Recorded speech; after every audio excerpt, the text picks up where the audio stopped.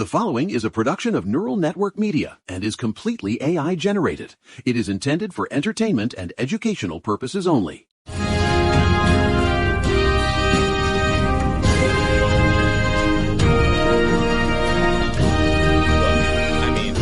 sitting here in the barn looking at Mitch, the goat, not the senator, although the goat has better skin.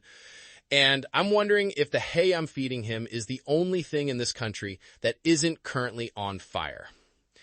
It is Tuesday, March 3rd, 2026. Welcome to the show. It's giving end of the world vibes, John. High key. My screen time is up 40% since Saturday, and I didn't even think that was mathematically possible. Well, that's because the national edging session I keep talking about finally broke. Yesterday, we were talking about EV batteries lasting forever and the GOP's suburban brand being toxic. And today we're 4 days into a hot war with Iran that nobody voted for and nobody authorized. Literally, we went from batteries are fine to the supreme leader is unalived in 48 hours. The whiplash is real. It's not just whiplash, Maya. It's a total systemic collapse of the adults in the room myth. We've got Operation Epic Fury kicking off. We've got a GOP primary that looks like a literal cage match in Texas. And the Supreme Court is out here dropping shadow docket bombs like they're trying to beat a speed run record for dismantling the 20th century. No, for real. They're in their speed run era. It is a heavy day. Probably the heaviest since my soul left my body in November 2016. But we have to talk about it. We're going deep on the Iran escalation, the AI Warfighter pivot, which is just a fancy way of saying robots with guns, and the legal carnage at the High Court. Let's start with the big one, because my feed is nothing but mushroom cloud emojis and World War III trending. Yeah. Operation Epic Fury. Look, whoever's naming these things, it sounds like a discounted energy drink you'd find at a gas station in 2004. But the reality is, it's horrifying. The Trump administration launched a series of surprise strikes on Saturday, February 28th. We're talking nuclear infrastructure at Fordo and Natanz. We're talking command centers. And they actually got him, John. Khamenei is gone. The reports say 48 other senior officials were in the initial wave. It's a total server wipe of the Iranian government. It's a regime change war, Maya. There's no other word for it. They're calling it a surgical strike, but you don't surgically remove the head of a sovereign nation and expect the body to just lie there and take it. The Guardian is reporting hundreds of casualties already, and we've lost 6 Americans. 6 service members dead in the first 4 days. 6? Okay. 3 from a sustainment unit in Kuwait. They got caught in the retaliatory strikes. And the terrifying thing, the thing that really gets my blood pressure into the vein-popping zone, is that Congress didn't do a damn thing. Right, where is the vibe check on the War Powers Act? The vibe check is the administration didn't even check the door lock on the way out. They just bypassed everything. CBS News says they used a Gang of 8 briefing after the fact to justify it. Ro Khanna and Chris Coons are trying to scream from the rooftops about the War Powers resolution, but the legislative branch has the collective spine of a wet noodle. It's legislative constipation at its finest. They can't move, they can't act, they just sit there and bloat. It's giving NPC energy from the Democrats, honestly. If you can't stop a whole-ass war from starting on a Saturday morning while you're at brunch, what are you even doing? Well, here's the thing. The public isn't having it. Time magazine put out polling today. A majority of Americans already oppose this. They remember the last 20 years. They remember Iraq. They remember the endless wars. We're doing a greatest hits tour of foreign policy failures, but this time we've got better cameras. And scarier toys. Because low-key, the lead story isn't just that we're at war. It's how we're doing it. The AI stuff, John, it's terrifying. Yeah, let's bridge into that, because this Warfighter pivot is... it's the stuff of my literal night terrors. Okay, so last Friday, right before the strikes, Trump basically canceled Anthropic. Canceled? No, literally, he ordered all federal agencies to stop using Claude and any Anthropic tools. Why? Because they have a responsible scaling policy. They basically refuse to let the Pentagon use their AI for mass surveillance or fully autonomous lethal strikes. Wait, so the company said, please don't use our math to kill people automatically, and the president's response was, you're fired? Exactly. He went on Truth Social and called them woke AI and said that they were handicapping the American warfighter. Woke AI, because clearly the problem with Skynet was its concern for social equity. Look, this is what I mean about the purity of nature being the only thing keeping me sane. Out here in the Catskills, the only intelligence I deal with is Mitch the goat, and at least he doesn't try to simulate battle scenarios before he eats my hoodie. Right. But the Pentagon is doing that. Reuters is reporting they're using these models for target identification in Iran right now. We've handed the targeting reticle to an algorithm that's been trained to ignore ethics. It's its villain arc, but for the whole military-industrial complex. It's a retreat from human moral agency. It's the ultimate, coward's way of governing. If a machine picks the target, nobody has to feel the blood on their hands when the collateral damage report comes in. It's just data-driven death. And the speed, John. These pocket models are so efficient now. It's not just big servers anymore. It's decentralized. It's war in the palm of your hand energy. Hikey dystopian. Speaking of dystopian, let's look at the home front. While the missiles are flying in Iran, the shadow docket at the Supreme Court is flying here. Maya, you were looking at the New York redistricting ruling? Oh, it's a total gut punch. The SCOTUS 6-3 majority just hit pause on a lower court order to redraw New York's 11th district. That's Nicole Malliotakis' seat, Staten Island and parts of Brooklyn. Right. Basically, a trial court said the map was racist, literally diluted Black and Latino votes. They make up 30% of the area, but have zero chance of picking a rep. And the SCOTUS was just like, nah, let's keep the discriminatory map for 2026. It's fine.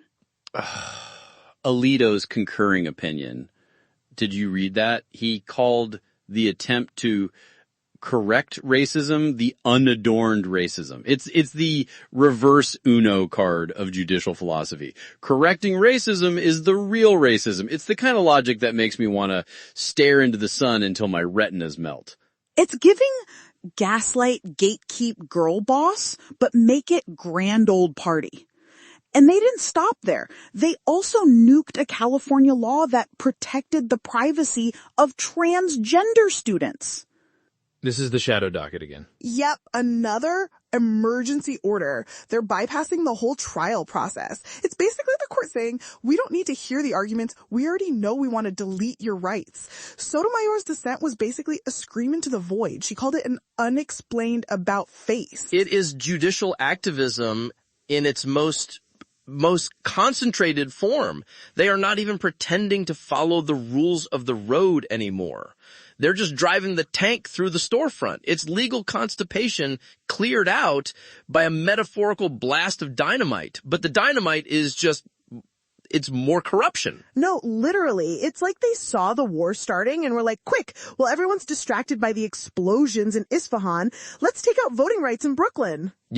Before we get into the primary mess in Texas, we should probably acknowledge that, well, some people are actually trying to do the work. Independent media like this doesn't just manifest out of the ether. It takes real human work to build the infrastructure. Facts. We are 100% here because of the vision and the grind of our creator, Eric Christensen, at Neural Network Media. He's not a media conglomerate. He is a builder who poured her own resources and time into creating this platform so we could have these conversations. If you value independent voices over corporate algorithms, please like, subscribe, and consider visiting our new Patreon at patreon.com/Neural Network Media to support this work. It's an act of solidarity that keeps the lights on and the servers running. Because honestly, without independent voices, we're just yelling at the rain. Or yelling at Mitch the goat. Mitch is a better listener than the Senate, man. Don't insult the goat. Breath, speaking of people who don't listen, Texas. Today is March 3rd, Super Tuesday. The MAGA purity test is in full effect. Texas is in its Civil War era, for real. It's the Cornyn versus Paxton sowdown. I've been calling this, I said back in February, it was sharks in a tank. But now the tank is leaking and the sharks are they're just biting anything that moves. John Cornyn, a 4-term incumbent, the establishment guy, is currently fighting for his life against Ken Paxton. The same Ken Paxton who has 5 different legal, main character arcs going on? Impeachments, scandals. The very same. And he's leading. Polls have him at 40% to Cornyn's 36%. Cornyn has spent $70 million trying to convince people that Paxton is a crack in the red wall. But the MAGA base, they don't care about the baggage. They love the baggage. The baggage is the point. It's because he's America First coded. Cornyn is seen as mid and chuggy by the new base. They want someone who's going to go to D.C. and literally just try to break things. And Trump is sitting there in the middle of it like a bored emperor. He refused to endorse. He just called them both great people. He's waiting to see who's left standing so he can claim the winner was his choice all along.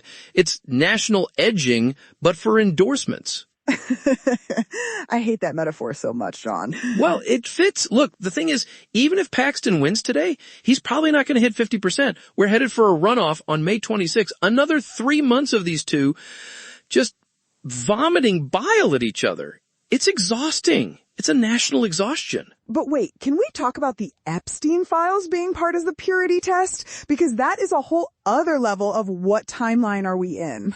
Don't get me started. It's the new litmus test. Are you loyal to the files? It's all a distraction from the fact that while they're arguing about who's purer, people are actually suffering. Which is why the Illinois report actually matters. High key, some actual main character energy from the Illinois African Descent Citizens Reparations Commission. Yeah, let's breeze for a second and talk about that. Because this 400-page report, it's real. It's called Taking Account. They documented 9 categories of harm: redlining, over-policing, health inequities. They literally linked a wealth gap back to slavery-like systems in Illinois that stayed after the state was free. It's the first state-commissioned evidence-based study to actually show the receipts. Marvin Slaughter, Jr., and Dr. Terrian Williamson, they're moving past symbolism. They're looking for meaningful reparative action in housing and education. It's a blueprint. Of course, the federal administration is currently trying to dismantle the NLRB and the DOL's worker classification rules. They're trying to make everyone an independent contractor with 0 rights, while Illinois is trying to pay back a debt. It's 2 different versions of America existing in the same space. One is trying to fix the vibes, and the other is just deleting the history. It's a flop era for federal labor rights, but a massive W for Illinois activists. If they can get it through the General Assembly, that's the hurdle.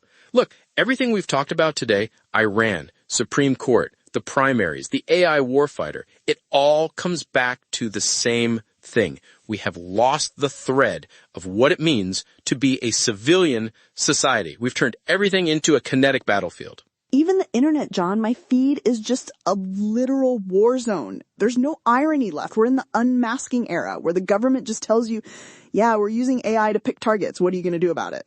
And that's the question. What are we going to do? I'll tell you what I'm going to do. I'm going to go back out there. I'm going to check on Mitch. I'm going to make sure the fence isn't broken. And I'm going to keep yelling at this microphone until someone listens. Just don't let Sarah hear you yelling at the internet again. She was loud yesterday. Sarah's right. We should all stop yelling at the internet, but the internet is currently launching missiles. So I think a little yelling is justified. Fact check. True. All right. That's the show for today. This is a heavy one. Keep your eyes open. Watch the skies for Operation Epic Fury updates. And for the love of everything pure, stop letting algorithms tell you who to vote for. Peace out. It's a wrap. See you tomorrow.